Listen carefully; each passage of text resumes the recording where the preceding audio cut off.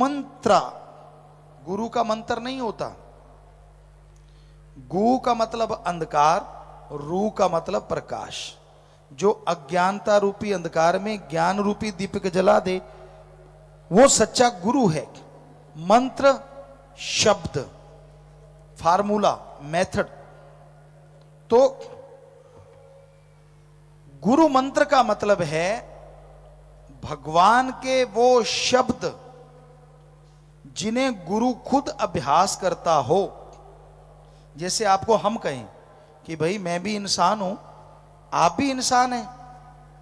अगर मैं उस भगवान का नाम का जाप करता हूं, गुरु मंत्र का, कलमे का, शब्द का, तो मुझे भगवान दिखाई देते हैं, उनकी रहमत होती है, उनकी दया होती है। अगर वो मुझे दिखते हैं, वही गुरु मंत्र अगर आप लेंगे तो आपको दिखाई क्यों नहीं देंगे? मैं भी इंसान, आप भी इंसान। उसे कहा जाता है गुरु मंत्र। सिख धर्म में शब्द या नाम, इस्लाम धर्म में कलमा, इंग्लिश फकीर method of meditation, the gods words. वो शब्द जब आप अभ्यास में लाते हैं, जब आप लगातार उनका अभ्यास करते हैं, तो उन शब्दों के द्वारा आपका ध्यान एकाग्र होता है और उस एकाग्रता से आत्मा बलवान होके प्रभु की कृपा पात्र बनती चली जाती है।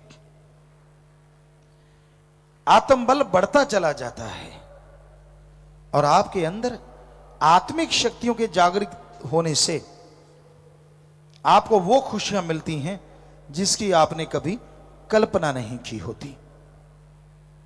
कई काम ऐसे होते हैं, आदमी उसमें सक्सेस होना चाहता है, सफल होना चाहता है, लेकिन कुछ शक्तियां हैं जो अच्छे नेक कामों में आपको सफल नहीं होने देती। उदाहरण के तौर पे काम वासना, क्रोध, लोभ, मोह, अहंकार, मन और माया। ये 7 का इतना चक्रव्यूह है कि आपको अच्छे कामों में सक्सेस नहीं होने देते, भगवान की भक्ति में अड़चने पैदा करते हैं ये 7। आप भक्ति कर रहे हैं, आपके अंदर काम वासना उठ गई। आप भक्ति कर रहे हैं, आपको किसी बात पे क्रोध आ गया, मोह ममता जाग गई, लोभ लालच पैदा हो गया, मन ने तरह तरह के विचार देने शुरू कर दिए, माया के अधीन हो गए आप। तो इस तरह से आप गुमराह होते चले जाते हैं और मालिक से दूर होते चले जाते हैं। तो इन सब के नकेल डालने के लिए गुरु मंत्र नाम ही एकमात्र उपाय है। गुरु मंत्र का जाप करो। राम नाम का जाप करोगे तो वो आपको शक्ति देगा। राम नाम का जाप करोगे तो वो आपको नेगेटिविटी से हटा देगा। सो अल्लाह वाहिगुरु राम के नाम का जाप करना है। आत्म बल बढ़ने के साथ साथ आपको आत्मिक शांति, तन रूह में एक अजीब शांति अनुभव होगी। फकीर तो एक गाइड होता है, हम तो आपके सेवादार हैं, चौकीदार हैं, खाकसार हैं। हम अपनी कोई बड़ाई नहीं करते, क्योंकि बड़ाई के लायक तो भगवान है, अल्लाह वाहिगुरु राम है।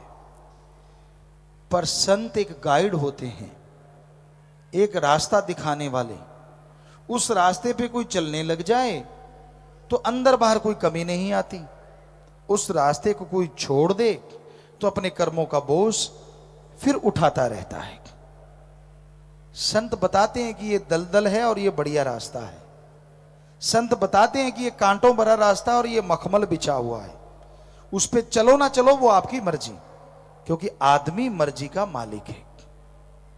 तो हर किसी को अपनी तरह से सोचने का हक है, हर किसी को अपनी तरह से जिंदगी जीने का हक है। लेकिन अपनी तरह में अगर आप गुनाह, बुरे कर्म करते हो तो वो आपका अपना नहीं रहता, वो आपके परिवार तक असर जाता है, वो आपके बाल बच्चों तक असर जाता है। और अच्छे कर्म करते हो तो वो भी बाल बच्चे और परिवार तक असर जाता है।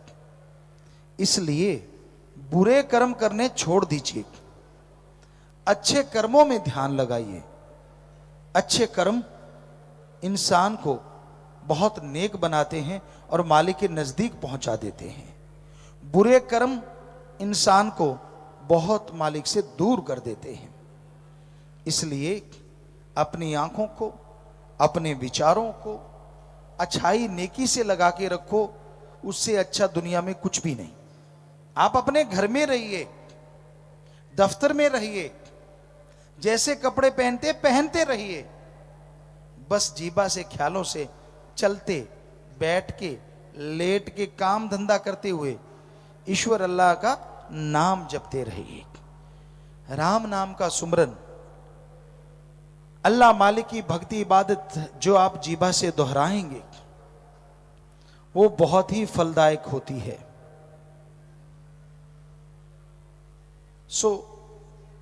अपनी सोच, अपने विचारों पे कंट्रोल करने के लिए, काबू करने के लिए सत्संग में आके बैठो, थोड़ा ध्यान लगा के सुनो। संत अल्लाह वाहिगुरु राम की बात सुनाते हैं, उस राम की चर्चा करते हैं कि भाई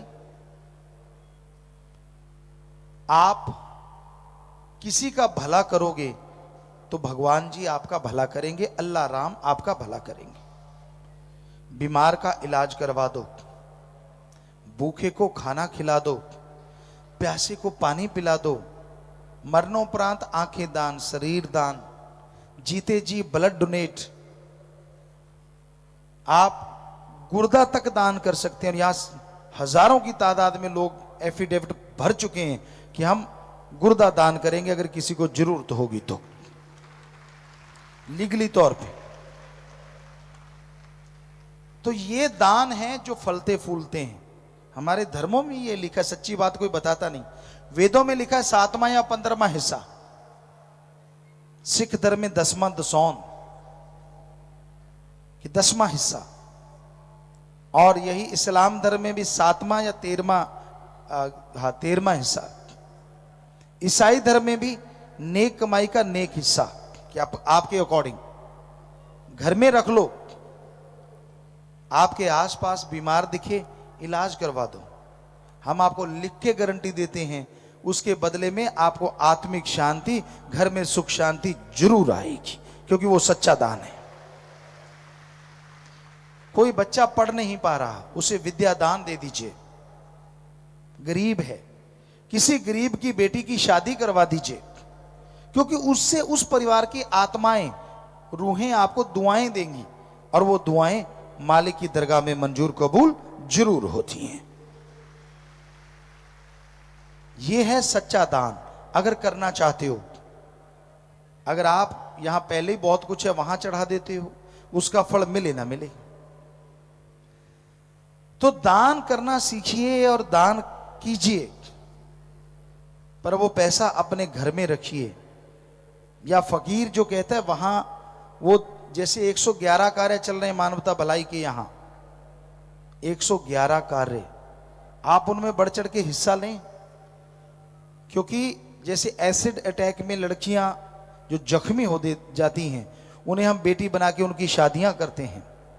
वैश्यावर्ती में कोई लीन लड़की है मजबूर, उसे लाएं, हम बेटी बनाएंगे, इलाज करवाएंगे, उनकी शादियां होती हैं। ब्लड डोनेट कीजिए, ट्री प्लांटेशन कीजिए, यहां बहुत कुछ हो रहा है। आपका परिवार में कोई बुजुर्ग चोड़ा छोड़ता है, मर जाता है, उसकी अस्थियां लाइए। यहां हमने और साइंटिस्टों ने सोच के उन पे पेड़ लगाने शुरू किए और वो पेड़ चल रहे हैं। सो उन अस्थियों से पेड़ चलेंगे, उस आत्मा का भला और परिवार का भला जरूर होगा। सो ऐसे 111 कार्य यहां किए जाते हैं, आप बढ़ चढ़ के उनमें हिस्सा लीजिए। सुमरन का पल्ला ना छोड़ें, आधा घंटा सुबह शाम तो करें ही करें, घोर कलयुग है। फिर देखिए कैसे आपके विचार बदलते हैं, कैसे आपकी सोच बदलती है, और कैसे भगवान अल्लाह राम के नज़ारे आपको मिलते हैं। जिसकी आपने कभी कल्पना नहीं की होती, वो सब आपको मिलेगा। धन धन सतगुरु तेरा ही आशा। सभी साथ संगत जी से निवेदन है कि मेरा चैनल जरूर सब्सक्राइब करें जी। धन धन सतगुरु तेरा ही आसरा।